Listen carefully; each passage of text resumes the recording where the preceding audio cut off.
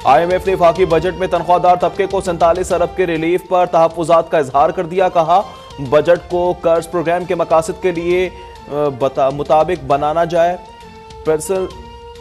Personal income tax में इस्लाहात पर भी जोर। अमरीकी, यूरोपी, बरतानवी इमदादी इदारों ने टैक्स इस्तिस्ना मांग लिया। रियायत ना दी गई तो माली इमदाद खतरे में पड़ सकती है। हुकूमत पाकिस्तान फाइनेंस बिल 2022 में तरमीम पर गौर करने लगी।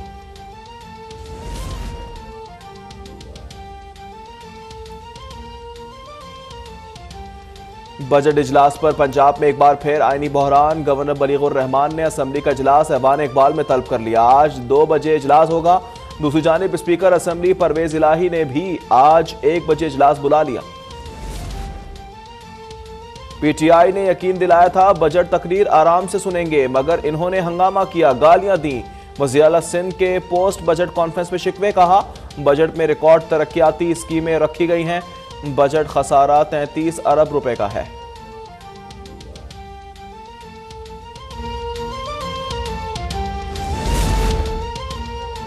वज़ीर आज़म शहबाज शरीफ आज रशकई खुसूसी इख्तिसादी जोन का दौरा करेंगे। इन्हें तामीर और तरक्की, बिजली और गैस की फराहमी से मुतल्लिक ब्रीफिंग दी जाएगी। वज़ीर आज़म कंस्ट्रक्शन साइट का दौरा और तकरीब से खिताब भी करेंगे।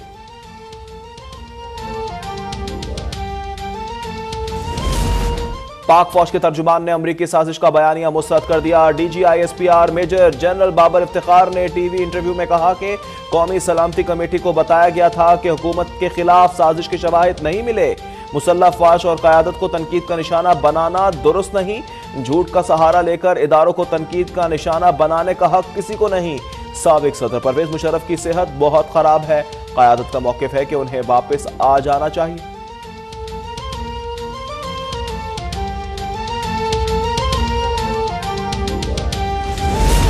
साबिक सदर परवेज मुशर्रफ वतन वापस आना चाहें तो हुकूमत सहूलत फराहम करे। साबिक वज़ीर आज़म मियां नवाज शरीफ का साबिक आर्मी चीफ के लिए दुआए सेहत का इजहार। ट्वीट में कहा मेरी परवेज मुशर्रफ से कोई जाती दुश्मनी या अनाद नहीं चाहता कि अपने प्यारों के बारे में जो सदमा मुझे सहना पड़ा वो किसी और को भी सहना पड़े।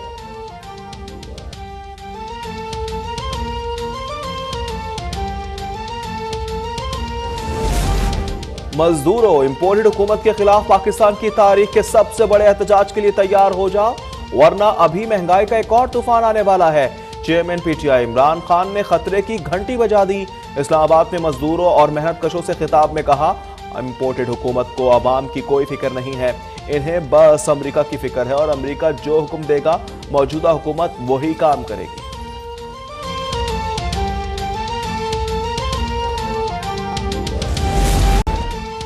अमेरिका में पाकिस्तान के सफीर मसूद खान का व्हाइट हाउस का दौरा। पाकिस्तानी सफीर की सदर बाइडन से मुलाकात और रिवायती फोटो सेशन में शिरकत। जो बाइडन का पाकिस्तान अमेरिका तल्लुकात को मजबूत बुनियादों पर आगे बढ़ाने के अज़्म का इजहार।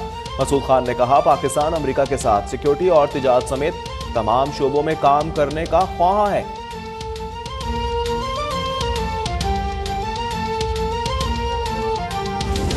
गवर्नर पंजाब बलीगुर रहमान से बरतानवी हाई कमिश्नर क्रिस्टियन टर्नर की मुलाकात। तालीम, तिजारत, माहौलियात और दीगर उमूर पर गुफ्तगू। तल्लुकात को मजीद फरोग देने पर गौर।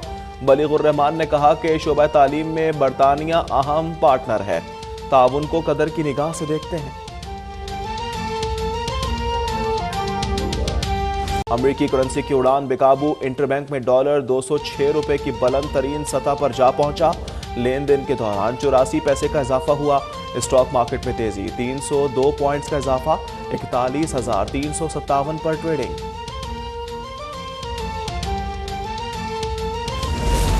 और आज से मुल्क में प्री मानसून बारिशों के आगाज की पेशगोई। जुमेरात से मुल्क के बेशतर शहरों में जमकर बादल बरसने का इम्कान।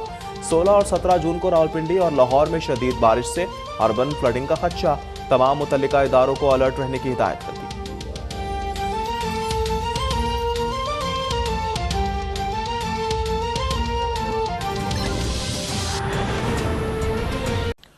वेलकम नाजरीन, हेडलाइंस आपने मुलायजा की और अभी आपको बताएं कि विफाकी बजट में सरकारी मुलाजमीन को रिलीफ IMF को पसंद नहीं आया है।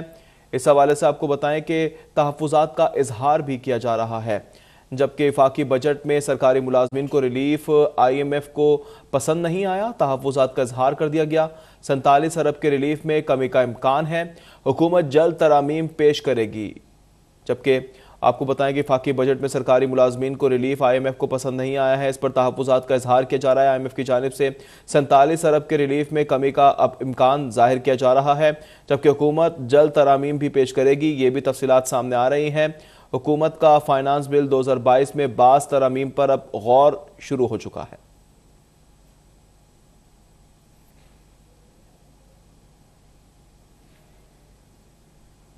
आपको बताएं, साबिक वफाकी वजीर चौधरी मोनिस इलाही FIA के रडार पर आ गए हैं। इनके खिलाफ मनी लॉन्ड्रिंग का मुकदमा दर्ज कर लिया गया है।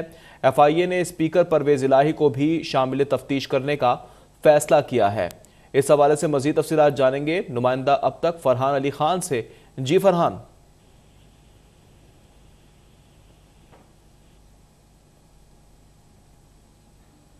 हमें तफसीलात से करेंगे तजम्मुल बुखारी। तजम्मुल आ कीजिएगा। जी बिल्कुल, FIA की बड़ी कार्रवाई सामने आई है। साबिक वज़ीर-ए-आला पंजाब चौधरी परवेज इलाही के खिलाफ भी मनी लॉन्ड्रिंग और करप्शन की इंक्वायरी शुरू कर दी गई है, जबकि FIA हुकाम का ये कहना है कि चौधरी परवेज इलाही को भी शामिल तफ्तीश किया जाएगा। मोनिस इलाही की गिरफ्तारी के लिए गुलबर्ग और डिफेंस में छापे मारे जाएंगे, जबकि ज़राए का ये कहना है कि मोनिस इलाही मोहम्मद खान भट्टी को गिरफ्तार करने के लिए FIA की टीमों ने छापे मारे हैं। दूसरी जानब FIA ने मोनिस इलाही के खिलाफ मनी लॉन्ड्रिंग का मुकदमा दर्ज कर लिया है। मोनिस इलाही के खिलाफ मुकदमा शुगर कमीशन की रिपोर्ट पर दर्ज किया गया। FIA का कॉर्पोरेट क्राइम सेल सर्कल ने मुकदमे में नामजद 2 मुलजमों को भी गिरफ्तार किया है, जबकि मजहर और नवाज भट्टी की गिरफ्तारी अमल में लाई जा चुकी है, ये कहना है FIA का। जबकि ये भी कहा जा रहा है कि मोनिस इलाही ने परवेज इलाही के दौरे हुकूमत में मनपसंद शहरियों को फायदा पहुंचाने की कोशिश की। जी अच्छा तजम्मुल, हमें यह भी बताएगा कि पंजाब में बजट एक बार फिर आईनी बहरान पैदा करने लगा है, तो इस हवाले से क्या तफसीलात हैं आपके पास? जी बिल्कुल, पंजाब असम्बली में बजट इजलास के मामले पर पंजाब में एक बार फिर आईनी बहरान पैदा होने का खदशा जो है वो सामने आया है। इस हवाले से गवर्नर ने असम्बली का इजलास बर्खास्त करके ईवान इकबाल में तलब किया है, जबकि गवर्नर का तलब करदा इजलास जो है वो आज दोपहर 2 बजे तलब किया गया है। दूसरी जानब स्पीकर पंजाब असम्बली चौधरी परवेज इलाही ने अपने जारी इजलास को भी आज दोपहर 1 बजे तलब किया है। इस हवाले से अपोजिशन और मुस्लिम लीग काफ के अरकान जो है वो आज पंजाब असम्बली बिल्डिंग में होने वाले इजलास में शिरकत करेंगे, जबकि हुकूमती अरकान गवर्नर की तरफ से बुलाए गए ईवान इकबाल के इजलास में शरीक होंगे। अपोजिशन ने गवर्नर के बुलाए इजलास को गैर कानूनी करार दे दिया है, जबकि गवर्नर के बर्खास्त किए गए इजलास को स्पीकर ईवान में पढ़कर बर्खास्त करते हैं, ये कहना है अपोजिशन का ये दावा है। जबकि उसका ये भी दावा है कि गवर्नर के बर्खास्त किए गए इजलास का नोटिफिकेशन असम्बली सेक्रेटेरिएट को मौसूल नहीं हुआ। दूसरी जानब नून लीगी वुज़रा का ये कहना है कि ईवान इकबाल में बुलाया गया बजट इजलास आईनी है, बजट पास होने तक इजलास ईवान इकबाल में ही होगा। जबकि हुकूमती अरकान का ये भी कहना है कि अपोजिशन के तमाम अरकान ईवान इकबाल में इजलास में शिरकत कर सकते हैं। ईवान इकबाल में होने वाले इजलास की सदारत कौन करेगा, ये एक सवालिया निशान पैदा हो गया है, क्योंकि हुकूमती वुज़रा ने गुज़िश्ता शब जो एक प्रेस कॉन्फ्रेंस की थी इजलास के बाद, उसमें स्पीकर पंजाब असम्बली परवेज इलाही को सदारत की दावत दी थी, जबकि स्पीकर पंजाब असम्बली चौधरी परवेज इलाही ने ईवान इकबाल में होने वाले इजलास को गैर आईनी करार देते हुए मुस्तरद कर दिया था। जी तजम्मुल ने हमें तफसीलात से आगाह किया।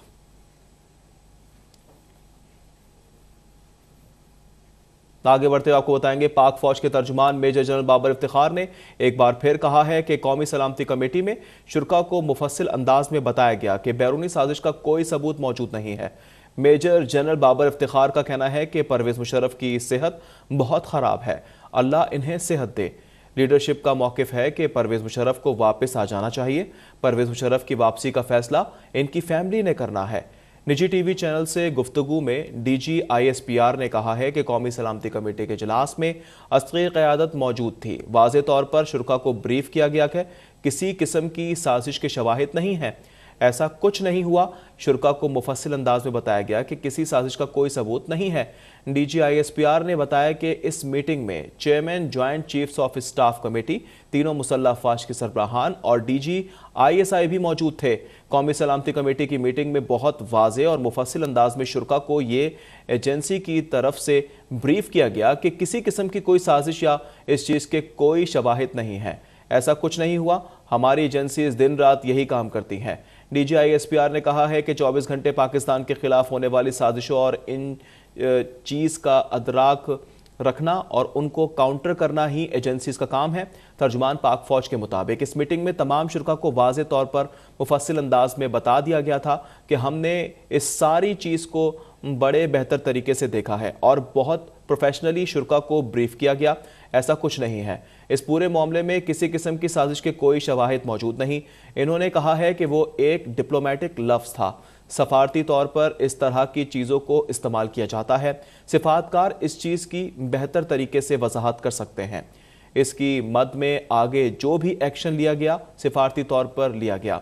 DGISPR के मुताबिक हमारी तरफ से वाज़ेह तौर पर बता दिया गया था कि इस पूरे मामले में साजिश के कोई शवाहिद नहीं है। इन्होंने कहा है कि परवेज़ मुशर्रफ को वापस लाने के लिए इनके ख़ानदान से राब्ता किया गया। फैसला उनकी फैमिली को करना है। परवेज़ मुशर्रफ की फैमिली के जवाब के बाद इंतजामात किए जा सकते हैं। जनरल रिटायर्ड परवेज़ मुशर्रफ की सेहत की सूरत हाल में इंस्टीट्यूशन का और लीडरशिप का मौक़िफ़ है कि परवेज़ मुशर्रफ को वापस आ जाना चाहिए। इसी सिलसिले में परवेज़ मुशर्रफ की फैमिली से राब्ता किया गया है। परवेज़ मुशर्रफ की वापसी का फैसला उनकी फैमिली और उनके डॉक्टर्स ने करना है कि वो उनको ऐसी कंडीशन में सफ़र करने की इजाज़त दे सकते हैं या नहीं। इन्होंने कहा कि अगर ये दोनों चीज़ें सामने आ जाती हैं तो इसके बाद ही कोई इंतज़ामात किए जा सकते हैं। इंस्टीट्यूशन महसूस करता है कि जनरल मुशर्रफ को अगर हम पाकिस्तान ला सकें तो लाना चाहिए।